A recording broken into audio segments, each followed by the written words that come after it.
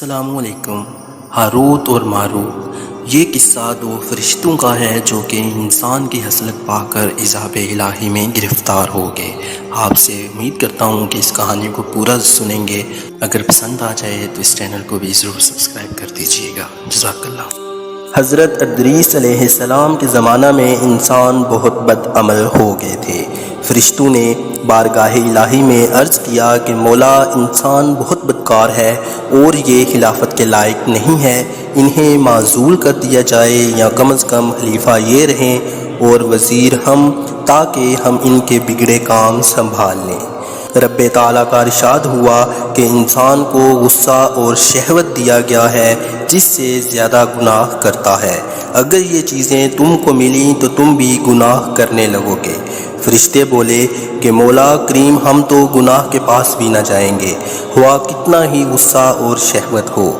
حکم ربی ہوا کہ اچھا، تم اپنی جماعت میں سے اعلیٰ درجے کے پرہیزگار فرشتے چھانٹ لو، ان کو غصہ اور شہوت دے دیتے ہیں، پھر امتحان ہو جائے گا۔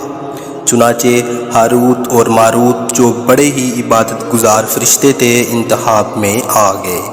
حق تعالیٰ نے ان کو یہ چیزیں یعنی غصہ اور شہوت دے کر شہر بابل میں اتار دیا اور فرمایا کہ تم قاضی بن کر لوگوں کا فیصلہ کیا کرو گے اور روزانہ اسم اعظم کے ذریعے شام کو آسمان پر آ جایا کرو۔ یہ دونوں ایک مہینے تک ایسے ہی آتے جاتے رہے۔ اتنے عرصے میں ان کے عدل و انصاف کا عام چرچا ہو گیا اور بہت سے مقدمے ان کے پاس آنے لگے۔ ایک روز ایک نہایت حسین و جمیل عورت نے، جس کا نام زہرا تھا، یہ ملک فارس کی رہنے والی تھی، اس نے اپنے خاوند کے خلاف مقدمہ دائر کیا۔ یہ دونوں اسے دیکھتے ہی عاشق زار ہو گئے اور اس سے برے کام کی خواہش کی۔ اس نے کہا کہ میرا دین کچھ اور ہے، تمہارا دین کچھ اور اختلاف ہوتے ہوئے یہ نہیں ہو سکتا۔ نیز میرا شوہر بہت غیرت مند ہے، اگر اسے خبر لگ گئی تو مجھے قتل کر دے گا، لہٰذا پہلے تو آپ میرے بت کو سجدہ کرو اور پھر میرے شوہر کو قتل کرو، پھر میں تمہاری اور تم میرے۔ انہوں نے انکار کر دیا، وہ چلی گئی، مگر ان کے دل میں اس کے عشق کی آگ بھڑک گئی۔ آخر اسے پیغام بھیجا کہ ہم تیرے گھر آنا چاہتے ہیں۔ سر آنکھوں پر یہ دونوں اس کے گھر پہنچ گئے۔ اس نے اپنے آپ کو آراستہ کیا اور ان سے بولی، یا تو آپ لوگ مجھے اسم اعظم سکھا دیں، یا بت کو سجدہ کریں، یا شوہر کو قتل کریں، یا شراب پی لیں۔ انہوں نے سوچا کہ اسم اعظم اسرار الہی ہے، اس کو ظاہر کرنا بہت ظلم ہے، بت پرستی کرنا شرک ہے اور قتل حق العباد ہے، لاؤ شراب پی لیں۔ چنانچہ شراب پی لی۔ جب شراب پی کر مست ہو گئے، زہرا نے ان سے بت کو سجدہ بھی کروا لیا، اپنے شوہر کو قتل بھی اور اسم اعظم بھی پوچھ لیا۔ زہرا تو اسم اعظم پڑھ کر صورت بدل کر آسمان پر پہنچ گئی۔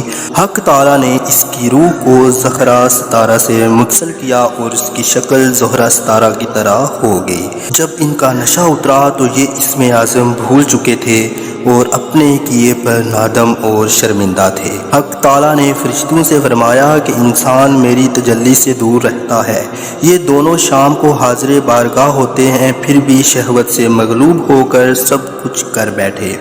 اگر انسان سے گناہ سرزد ہو تو کیا تعجب ہے۔ تمام فرشتوں نے اپنی خطا کا اقرار کیا اور زمین والوں پر بجائے لعن طعن کرنے کے ان کے لیے دعائے مغفرت کرنے لگے۔ پھر یہ دونوں حضرت ادریس علیہ السلام کی بارگاہ میں حاضر ہوئے اور شفاعت کے طالب ہوئے۔